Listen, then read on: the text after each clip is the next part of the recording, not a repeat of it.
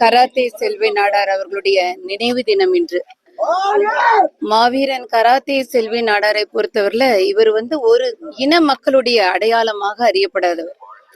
இவர் ஒரு ஒட்டுமொத்த நம்மளுடைய தமிழர்களுக்கு, மனிதகுல சமுதாயத்துக்கு ஒரு பெரிய நன்மை செய்தவர் என்பதை தமிழக மக்கள் மறந்துவிடவே கூடாது.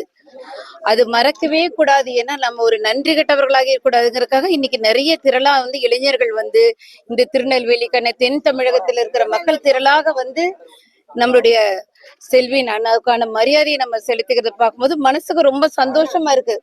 இத்தனை இளைஞர்கள், இத்தனை பெரியவர்கள், இத்தனை பெண்கள் மாவீரன் செல்வி நாடார் அவர்களுடைய தியாகத்தை நம்ம ஒரு நாளும் மறக்க முடியாது. இன்னைக்கும் நம்மளுடைய ஒரு நாட்டுல எவனாவது ஒரு கள்ளச்சாராயம் காய்ச்சினாலும், எவனாவது ஒரு போதை கடத்தினாலும், எவனாவது ஒரு மக்களை, இளைஞர்களை தவறான வழியிலே நடத்தக்கூடிய ஒரு கஞ்சா போதைன்னு அவனை அடித்து கேட்க ஒரு போலீஸ் பண்ணாததை, ஒரு அரசாங்கம் பண்ணாததை ஒரு தனி மனிதன் பண்ண முடியும் என்று நிரூபித்து காட்டியவர் செல்வி நாடார் அவர்கள். சோ அதனால இன்னைக்கு நம்மளுடைய எங்களுக்கெல்லாம் ஒரு பதவிதிப்பு என்னன்னா, வரலாறுகள் மறைக்கப்பட்டிருக்கு, திரிக்கப்பட்டிருக்கு, தவறாக சித்தரிக்கப்பட்டிருக்கு. ஆனா செல்வின் என்ற மாமனிதர் ஒரு வரலாற்றில் நம்ம யாரும் மறக்க முடியாது. அந்த அளவுக்கு தீய சக்திகளுக்கு அதை அடக்கக்கூடிய ஒரு இரும்பு கரம் கொண்டு அடக்கினவர் செல்வி நாடார் என்ற மாமனிதர். அதை ஒரு நாளும் மறக்க முடியாது. இதில் அடிமைப்படுத்தப்பட்ட மக்கள், ஒடுக்கப்பட்ட மக்கள், தன்னுடைய பலம் என்னவென்று தெரியாத மக்களுக்கு நீ சிறு நரி அல்ல, நீ வெறும் ஆடல்ல, நீ சிங்க குட்டியடா என்று தன்னுடைய பலத்தை உணர வைத்தவர் செல்வி நாடார் அவர்கள். அதனால அவருடைய தொடர் அடக்க இந்த மாதிரி தீய சக்திகளை தொடர்ந்து அடக்க கஞ்சா கடத்தினவன் பயந்தான், போதை கடத்தினவன் போதையை உருவாக்கினவன், கள்ளச்சாராயம் கடத்தினவன் பயந்தான், பெண்களை கிள்ளுக்கிரியாக நடத்தினவன் பயந்தான். இவ்வளவு பெண்களுக்கெல்லாம் ஒரு அண்ணனாக, ஒரு தகப்பனாக ஏதாவது ஒரு பெண்களை இழிவாக நடத்தினால் இந்த கரம் எங்களை அடிக்க வரும் என்ற பயம், அத்தனை தீய சக்திகளுக்கு எதிரான ஒரு பலமாக செல்வின் என்ற ஒரு மாமனிதர் இருந்தார். இதெல்லாம் எங்களுக்கு சொல்லும் போது ஒரு விஷயம் என்னன்னா, நம்மளுடைய தமிழகத்துல ராஜராஜ சோழன்ல இருந்து மிகப்பெரிய மாமனிதர்களுடைய வரலாறு மறைக்கப்பட்டு அவர்களுடைய கல்லறை இன்னைக்கு பூச்சி பிடிச்சிட்டு கிடக்குது. அதில் ஒன்றாக இப்பேற்பட்ட மாமனிதனுடைய கல்லறை போயிடவே கூடாது. அதனால இவ்வளவு பெரிய ஒரு மாமனிதன் அரசாங்கத்தை எதிர்த்து பண்ணினார், தீய சக்திகளுக்கு எதிராக போராடினார். ஒரு பணம் காசு சேர்க்கவில்லை, அரசியல் பண்ணி அதுல கோடி கோடியா சம்பாதிக்கவில்லை. ஆனா இளைஞர்களை உங்களுடைய வீரம் என்னவென்று புரிய வைத்தார். ஒடுக்கப்பட்ட இளைஞர்களை நீ சிங்க குட்டியடா என்று அதை புரிய வைத்தார். எங்கெங்கு தீய சக்திகள் நடந்தாலும் அடக்கக்கூடிய கரமாக உன்னுடைய கரம் இருக்க வேண்டும் என்பதை உணர வைத்தார். அதனால இன்னைக்கு நாங்க சொல்றோம், செல்வின் என்ற மாமனிதனுக்கு, எங்களுடைய அன்பு சகோதரனுக்கு, ஒரு மாவீரனுக்கு கட்டாயம் தமிழக மக்கள், தமிழக அரசாங்கம் ஒரு மணிமண்டபம் கட்ட வேண்டும்.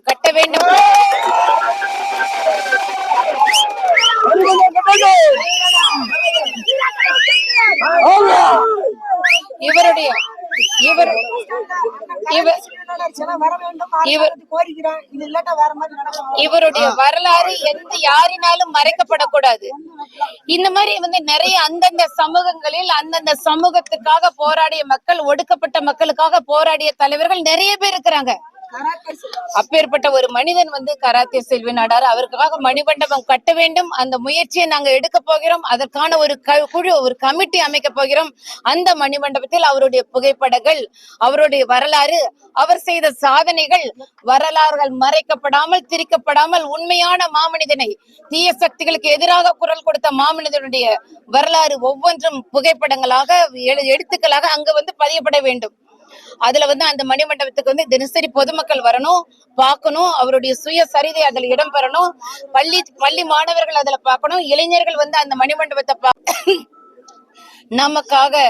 நமக்காக தீய சக்திகளுக்கு எதிராக இருந்த ஒரு மனிதன், அவருடைய நினைவுகள் எத்தனை சக்திகளுக்கு எதிராக போராடினர், எத்தனை முறை அவரை கொலை முயற்சி, எத்தனை கொடூரத்தை அவர் தாண்டி வந்தார். நினைக்கும் போதே பதவி இருக்கிறது. அப்பேற்பட்ட மாவீரன். எல்லாருக்கும் இருக்க போறது ஒரு உயிர் தான். ஆனா என்னுடைய இந்த மாதிரி ஒடுக்கப்பட்ட மக்களுக்காக நான் என்னுடைய மரணத்தை கொடுக்கிறேன்னு நம்மளை விட்டு பிரிந்து போய் இன்னைக்கும் அந்த செல்வி நாடாருடைய மனைவி அவங்கள வீட்டு பார்க்கும்போது இந்த அளவுக்கு இருந்தவங்களுடைய பெரிய பங்களால இருந்திருக்கணும், கோடி கோடியா சம்பாதிச்சிருக்கணும். ஆனா அப்படின்னு நினைச்சு அந்த வீட்டை பார்க்கும்போது ஒரு பாரதியாருடைய எட்டயபுரத்து வீட்டை பார்த்த மாதிரி நான் உண்மையா நெகிழ்ந்து போனேன். எவ்வளவு எவ்வளவு ஒரு எளிமையான ஒரு வாழ்க்கை வாழ்ந்திருக்கிறார். எவ்வளவு எளிமையான ஒரு அப்பேற்பட்ட மனிதனுடைய ஒரு ஒரு மனிதகுல மாமனிதனுடைய ஒரு மனைவிங்கிறவங்க ரொம்ப சிம்பிளாக என்னுடைய தாயை போல நம்மளுடைய சகோதரி போல இன்னைக்கும் செல்வி நாடாருடைய பிம்பம் நம்ம கூட இருக்காங்க. அவங்களுடைய மனைவி இருக்கிறாங்க, அவங்களுடைய வாரிசுகள் இருக்காங்க. அந்த ரத்தம் நம்மளுடைய இருக்கு. அவர்களை பாதுகாக்க வேண்டியது நம்மளுடைய கடமை. கட்டாயம் செல்வி நாடார் என்ற ஒரு மாமனிதன், மாவீரன், கராத்தே செல்வி நாடார், அவருக்காக மணிமண்டபம் நம்ம கட்டணும். அதுக்கான முயற்சி எடுக்கணும். அதுக்காக நம்ம எல்லாரும் ஒத்துழைப்பு கொடுக்கணும் அப்படிங்கறத நான் இந்த நேரத்துல சொல்லிக்கிறேன். எல்லாருக்கும் வணக்கம். 28வது நினைவு நாளைக்கு வந்திருக்கோம். இவங்க எல்லாம் பார்த்து ரொம்ப சந்தோஷம், பத்திரிக்கைக்காரங்க. ஆனா இத்தனை வருஷம் எனக்கு போனதே தெரியல. 28 வருஷம் எப்படி போச்சுன்னே தெரியல. அன்னைக்கு கூட இருக்கிற மாதிரியே தான். ஏன்னா அன்னை இருந்த என் வாழ்நாள்ல எல்லாம் ஜெயிலு, கோர்ட்டு, கேட்டீங்களாமா, போலீஸ் ஸ்டேஷன், இப்படிதான் வாழ்க்கை முடிஞ்சிச்சு. இன்னைக்கு நிறைய பேர் பலது பேசலாம். நான் கஷ்டப்பட்டது நான்லாம், என் பிள்ளைகளும், என்னுடைய அவருடைய அக்கா தங்கச்சி கஷ்டப்பட்டேன். பெரிய பாதிப்பு எங்களுக்கு தான். இதெல்லாம் நன்றி கட்டு மறந்து வேற மாதிரி பண்றாங்க. ஆனா உண்மையிலே அவர் மாதிரி மனுஷன் பார்க்கவே முடியாது. உண்மையா இருந்தாங்க, சமயத்துக்கு செஞ்சாங்க, எல்லாம் பார்த்தாங்க. இன்னைக்கு நான் பெருசு நீ பெருசுன்னு சொல்லலாம். நீ சமயத்துக்கு என்ன பண்ண போறாங்க? ஒண்ணுமே பண்ண மாட்டாங்க. பேர சொல்லுவாங்க, போயிட்டே இருப்பாங்க. ஆனா அவங்க அண்ணன் அப்படி இல்லை. 4 பேர் கஷ்டம் வந்தா உடனே ஓடி போய் செய்வாங்க. நீங்களாம் சின்ன பிள்ளைல இருந்திருப்பீங்க, தெரிஞ்சிருக்காது. அப்படி சின்ன மனுஷன் இன்னைக்கு அப்படி. அதனால இத்தனை வருஷமா அவருடைய பேர் புகழ் அழியாம இன்னைக்கு வந்துகிட்டு இருக்கு. இன்னைக்கு புதுசா அந்த அம்மா வந்திருக்காங்க, டிசி அம்மா.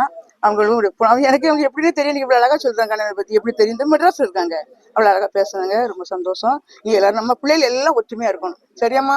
நம்ம எல்லாம் ஒற்றுமையா தான் இன்னைக்கு நல்லா இருக்க முடியும். அப்பதான் அண்ணனுக்கு மணிமண்டபம் கட்ட முடியும். மணிமண்டபம் கட்டுறது லேசான காரியம் இல்ல. பெரிய ஆதரவு வேணும், நிறைய பணங்கள் வேணும். அதனால அவங்க சார்பா பொறுப்பெடுத்து செய்வாங்க. நம்ம எல்லாம் ஆதரவு கொடுக்கணும். சரியாம்மா? ஒவ்வொரு முறையும் தேர்தல் வந்துட்டா நாடார் சமுதாயத்தை தேடி அரசியல் கட்சிகள் வந்துருவாங்க.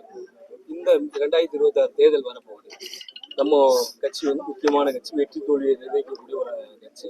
நம்மளை தேடி அரசியல் கட்சிகள் வராங்களா? நம்ம நிலைப்பாடு என்ன? 4 இருக்குல்ல, ஒரு வருஷம் இருக்கு. ஒரு வருஷம் நான் இருக்கா இல்லையோ, அதனால அந்த நேரம் வரும்போது கொடுப்போம். நீ விட்டு சிட்டா பறந்துடுவீங்களா? பரவாயில்ல. என்ன கோரிக்கையை முன்வைக்கிறது உங்களுக்கு? நம்ம அப்படி இப்போ ஒண்ணும் சொல்ல முடியாது ஐயா. தனிப்பட்டதான் இந்த கட்சிக்காரங்க இருக்காங்க, எல்லாரும் இருக்காங்க. அன்னைக்கு வந்து நீங்க நினைச்சு சொல்லக்கூடாது. நம்ம கட்சியும் இருக்கு, கட்சி ஒரு பொறுப்பு இருக்கு, ஒரு நிர்வாகம் இருக்கு. எல்லாம் கூட்டு முடிவு பண்ணி நாங்க சொல்லுவோம். சரியா?